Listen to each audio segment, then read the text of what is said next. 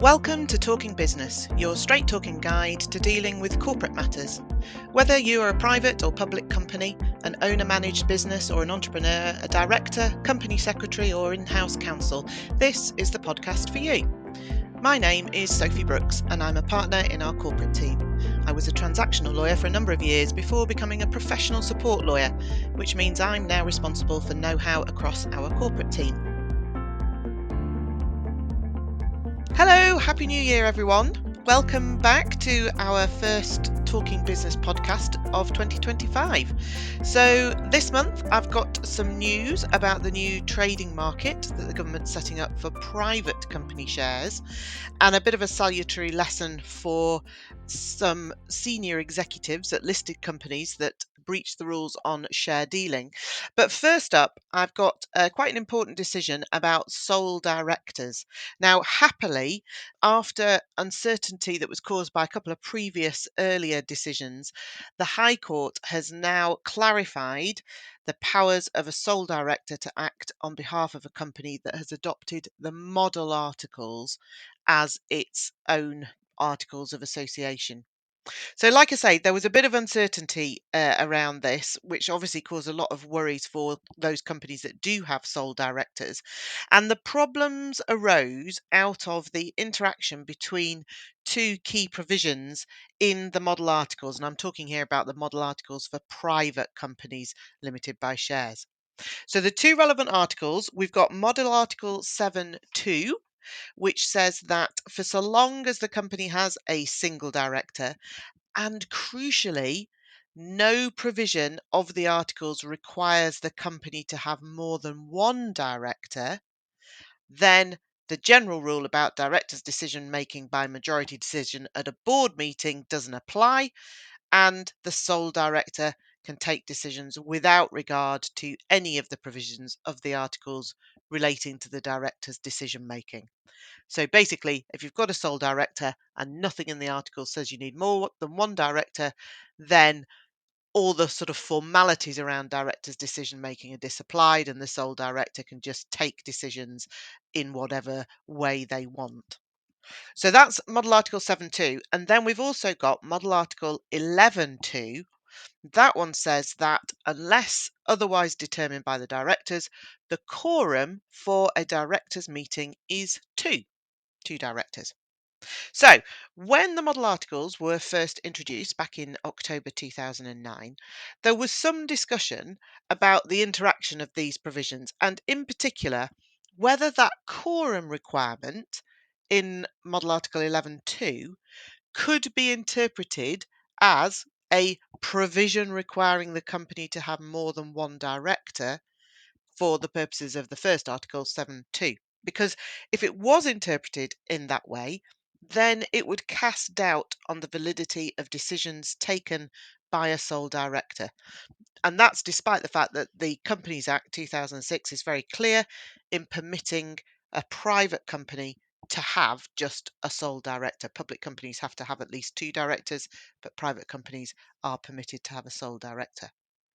So, like I say, there was a bit of confusion, but the consensus view, which was then reflected in market practice for over a decade, was that Model Article 11.2 did not require a minimum number of directors, and it was part of the general provisions about directors' decision making, which then didn't apply when a company had a sole director. So, we poodled along on that basis post October 2009 until 2022, when that kind of standard interpretation that the market had adopted was called into question. Because in a couple of cases in that year, first of all, the High Court held that a requirement in a company's articles of association for a quorum of two directors prevented a sole director from acting. And in that case, the company's articles, this was a case known as for fitness. But in that for fitness case, the company's articles contained a bespoke quorum provision. But it was clear that in this case, the judge's comments were also directed at that quorum requirement that I mentioned in Model Article 11.2. So that was earlier in 2022. And then later in the same year, actually, there was another case called Reactiveware, when the judge confirmed that, in his view, Model Article 7.2, remember permitting a sole director to act, prevailed over Model Article 11.2, remember fixing a quorum of two. And in this case, the judge said that the model articles had to be read as a whole, and that if you interpreted the quorum requirement as requiring a minimum of two directors, then that would basically deprive Model Article 7.2 of any practical meaning. But crucially, in this activewear case, the judge reached the decision in part on the basis that the company had only ever had one director. And he said that where the number of directors had fallen to one from a higher number, then there was, quote, an apparent tension between Model Article 7.2 and another provision, Model Article 11.3, which limits directors' decisions where their number has fallen below the required quorum to just appointing further directors or calling a general meeting. So basically, if you have a provision in your articles which requires more than the required number, and then your number of articles falls below that, then obviously you haven't got the required quorum, so you can't hold a meeting. But to overcome that issue, the model article says, well, you can hold a meeting just in order to either appoint another director or call a general meeting. So those were the decisions that we had in 22. And then, fortunately, the point was recently considered again. And this case was called KRF Services. And in this one, the relevant company had adopted an unamended version of the model articles. But although it currently had a sole director, that hadn't always been the case. And it had previously had multiple directors.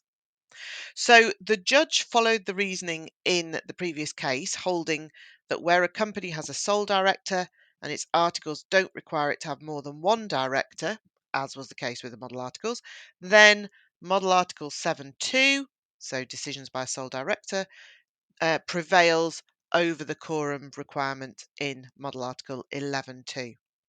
But the judge also, happily for us, went on to say that the fact that the company had previously had more than one director was irrelevant. And the judge said that basically, in order for that provision, Model Article 7.2, to apply, there were two conditions that had to be satisfied. So, firstly, the company only has one director. And the judge said that this requirement in the model articles is expressed in the present tense. And so it was satisfied in this case where the company only had one director at the time the relevant resolution was passed, even though it had previously had more than one.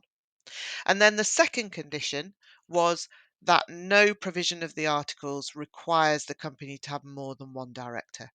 And remember, the previous case, Activewear, had already confirmed that the quorum requirement in Model Article 11.2 was not such a provision, and so that second condition was also satisfied.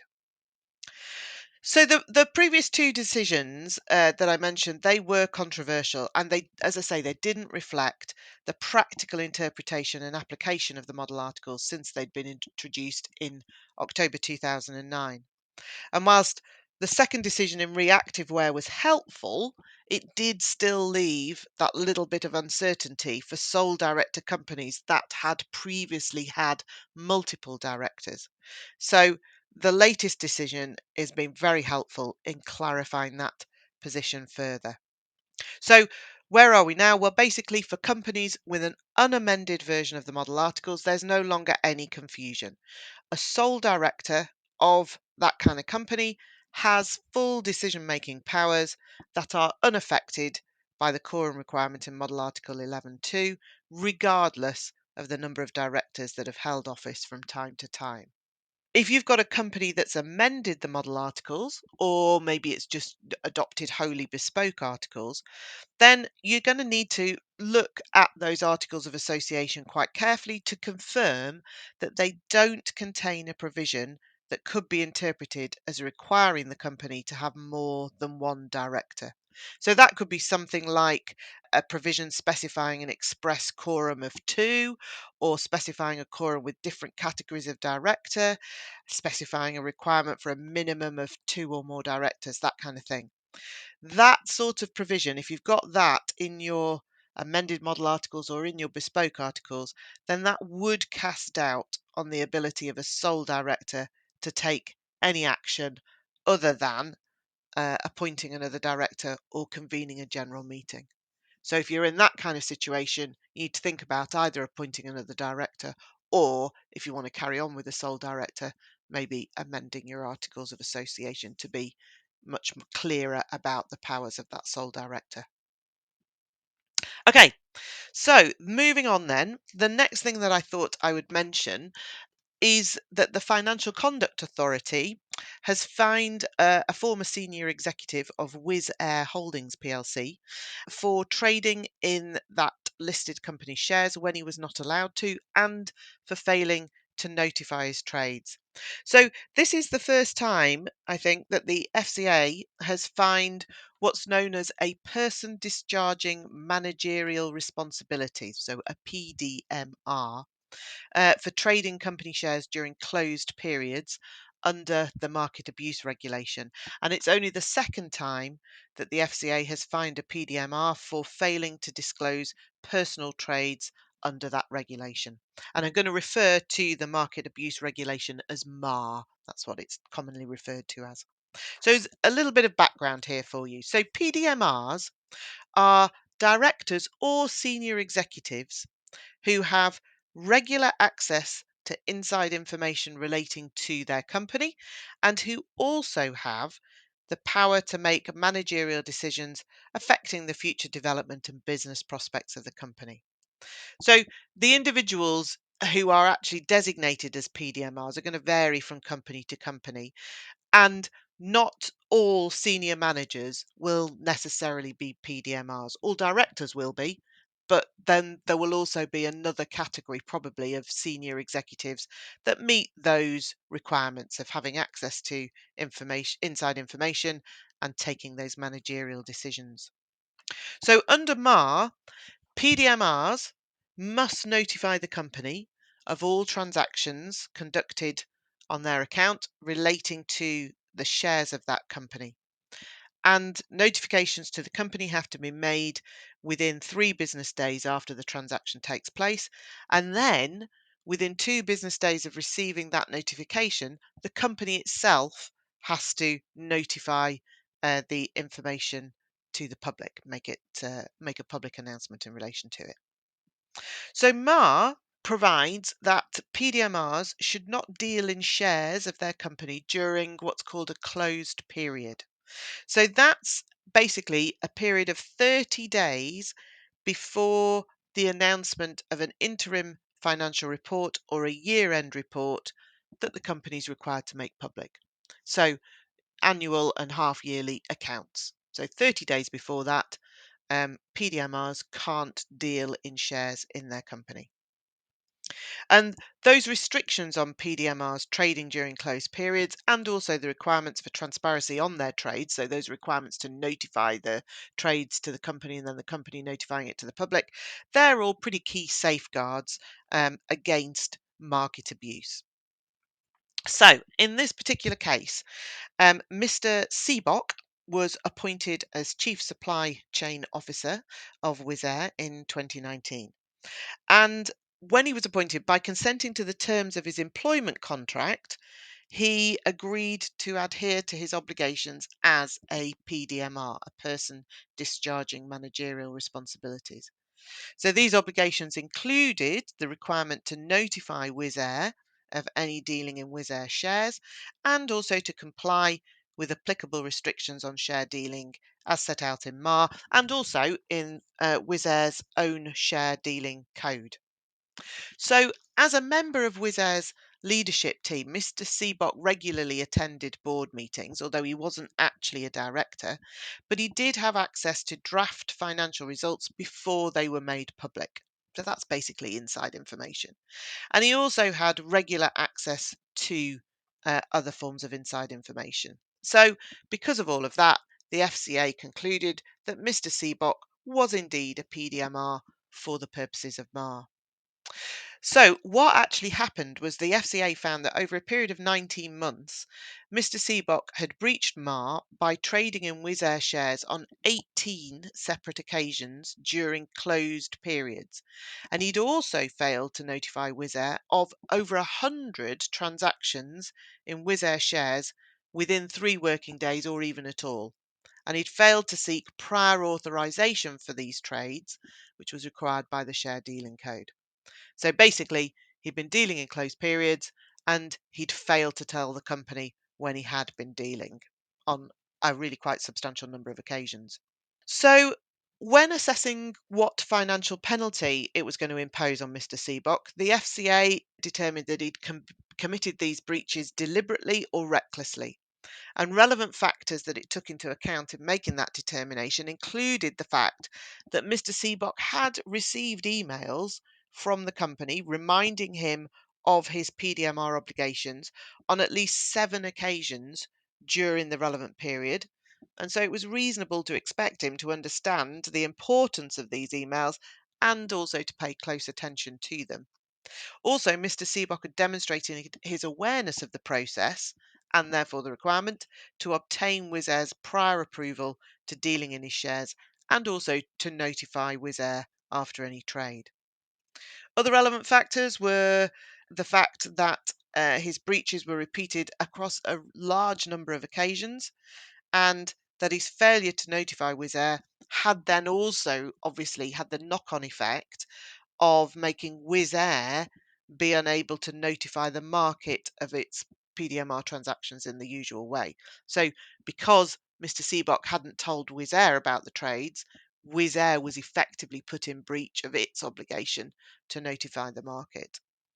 So, taking these and various other factors into consideration, and also applying a 30% discount for early settlement, the FCA imposed a total penalty of just over £123,000 on Mr. Seabock.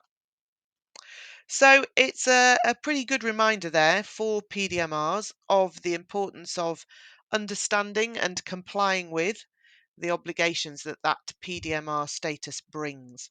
And failing to comply obviously can result in pretty serious financial penalties for the individuals involved. So if you're clearly, if you're a senior executive or a director of a listed company, a PDMR, then you need to be very aware of the obligations on you. But companies are also under obligations under MAR to notify their PDMRs in writing of their obligations. And although the FCA didn't make any comment against Wizz Air in relation to that, it did find relevance in the fact that Mr. Seabock had not received any individual training on MAR or on his responsibilities as a PDMR. So companies which are subject to those obligations should really consider providing relevant and tailored training to their PDMRs and also to refresh that training at regular intervals. Okay, finally then, I thought I would mention the new Private Intermittent Securities and Capital Exchange System, which very handily works out as an acronym as PICES. So basically, the government has published a response to its consultation on this new regulated market that's going to be known as PICES.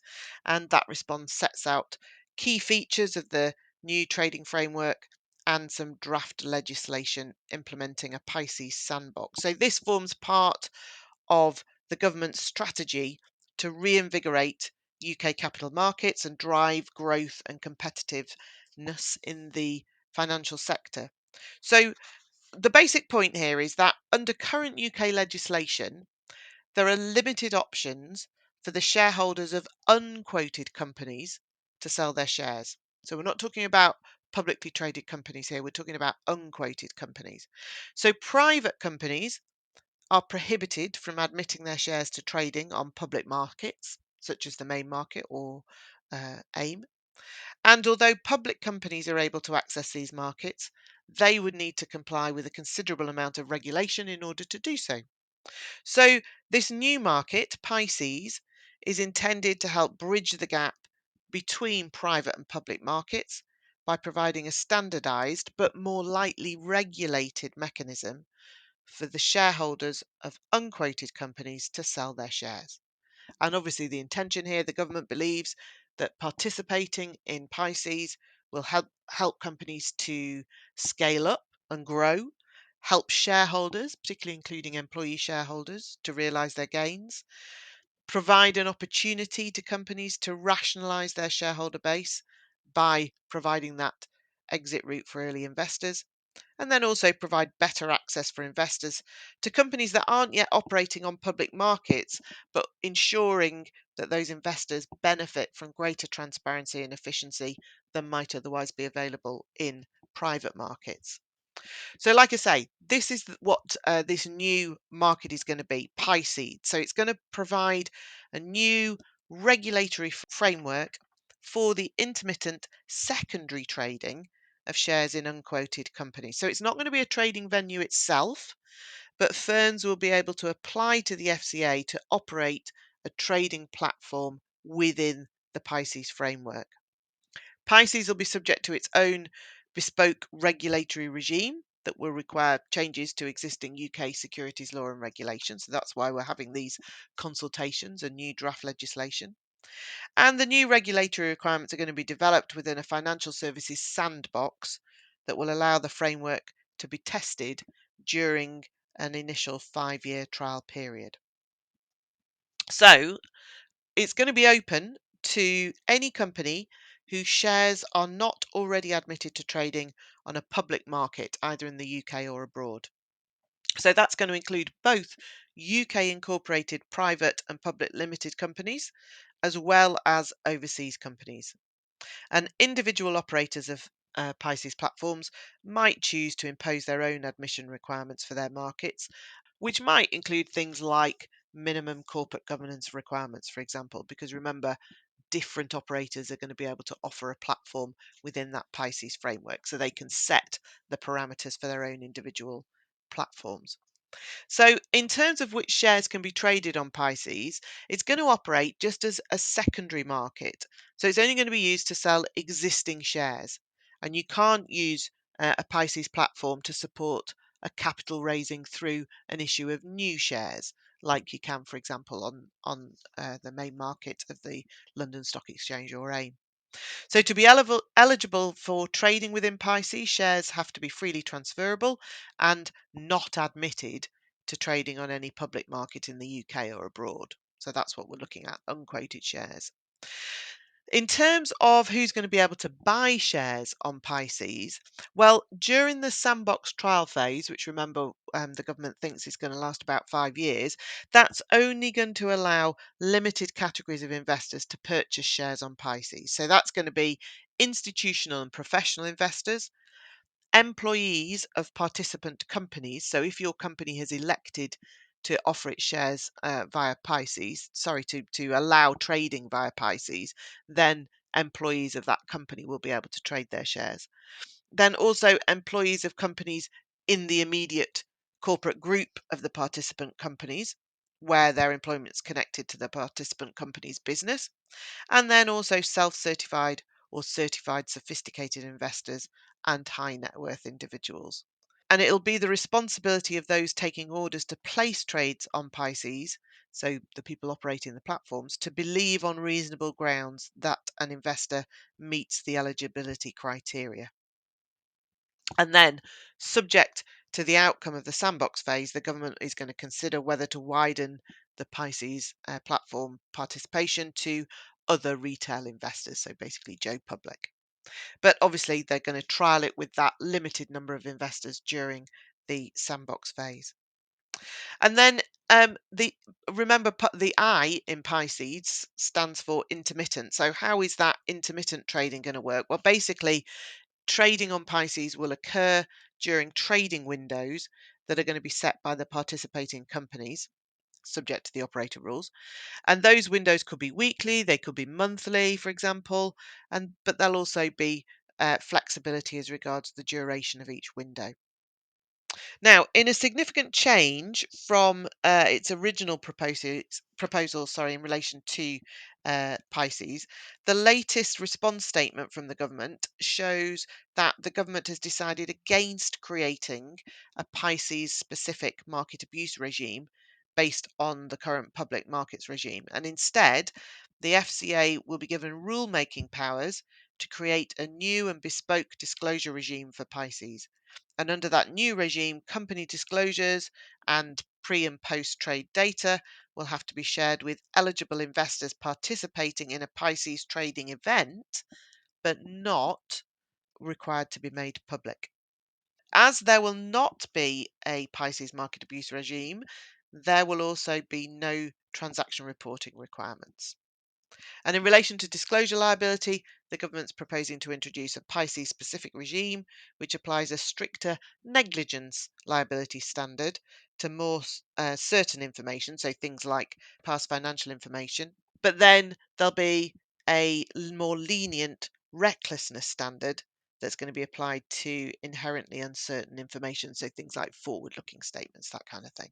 And in a move to encourage trading on the new platform, the government confirmed in the autumn budget 2024 that Pisces transactions will be exempt from stamp duty and stamp duty reserve tax. So what's next? Well, the government has said that it intends to finalise the Pisces legislation by May 2025.